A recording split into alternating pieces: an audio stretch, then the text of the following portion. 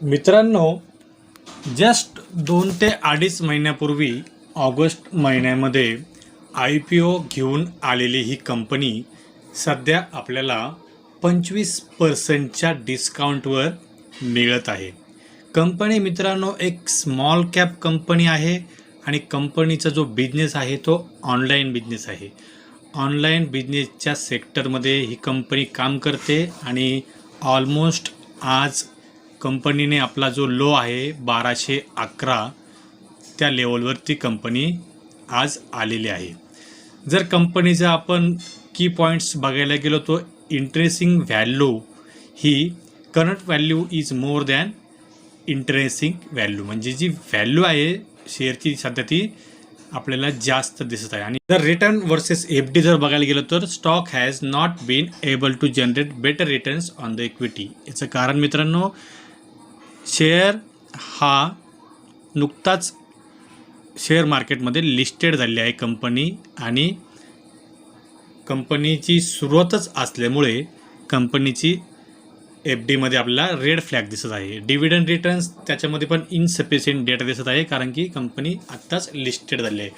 परंतु मित्रांनो, entry point जर बघायला गेलो तर good time to consider as a stock is not a overbought zone. तर आणि सगळ्यात महत्त्वाचा की पॉईंट म्हणजे नो रेड फ्लॅग. कंपनीचा बिझनेस एक क्लीन बिझनेस आहे.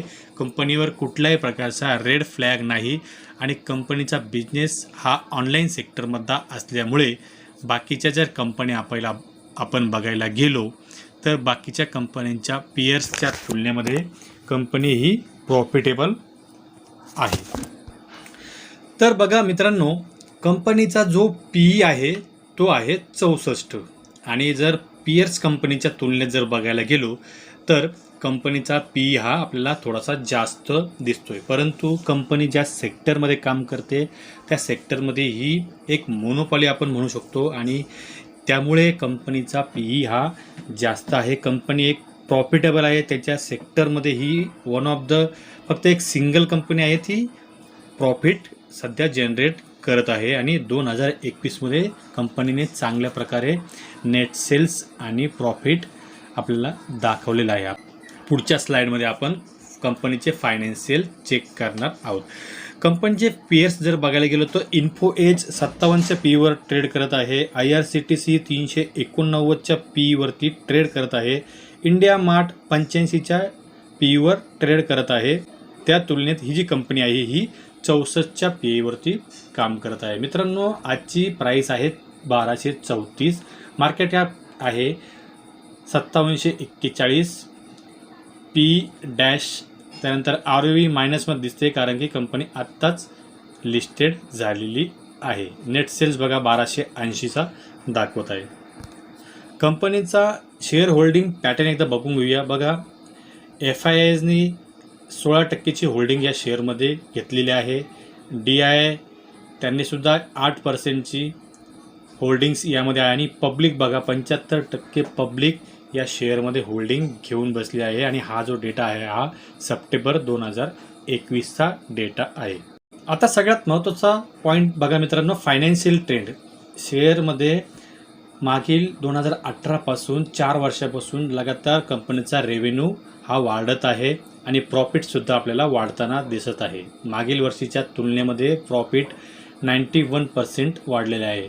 2020मध्ये कंपनीचा रेव्हेन्यू होता 318 करोड आणि नेट प्रॉफिट होता 21 करोड आणि 87 लाख आणि 2021मध्ये मित्रांनो 4 पट कंपनीचा नफा वाढलेला आहे आणि 21 राऊंड फिगर आपण 22 करोड धरूया आणि 2021मध्ये कंपनीने 91.20 करोड रुपये हा प्रॉफिट जनरेट केला आहे.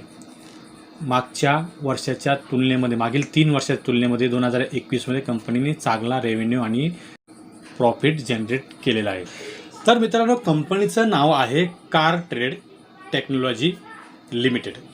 ही एक ऑटोमोबाईल सेक्टरमधली ऑनलाईन प्लॅटफॉर्मवर बिझनेस करणारी कंपनी आहे. बिझनेस टू बिझनेस कंपनी करते आणि ओल्ड युज्ड व्हेकल्स ही ऑनलाईन वेबसाईटवरती जाहिरात देऊन ॲडव्हर्टाईज करून ह्या कंपनीचा बिझनेस विक्री करण्याचा आहे. तर मित्रांनो, ऑनलाईन कंपनीची पी हा आपल्याला जास्तच मिळणार आहे. बाकीच्या पेअर्सच्या तुलनेत कंपनी ही डिक्लाइन करत आहे.